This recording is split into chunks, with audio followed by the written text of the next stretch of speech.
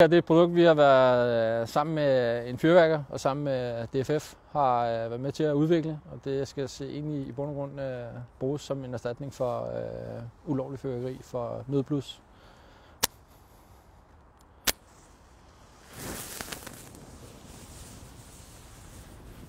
Og for de forskellige andre fyrværker eller pyrotekniske ting, der bliver brugt på stadions rundt omkring, ikke bare i Danmark, men også i Europa, hvilket er noget, som mange har udfordringer med. Vi har valgt at kigge lidt mere dialogsøgende på det og set en proces, hvor vi sammen med fans og som sagt en fyrværker har kigget på at komme frem til et produkt, der kan bruges lovligt på stadion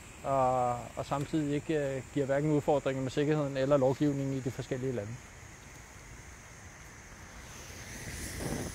Og som man kan se,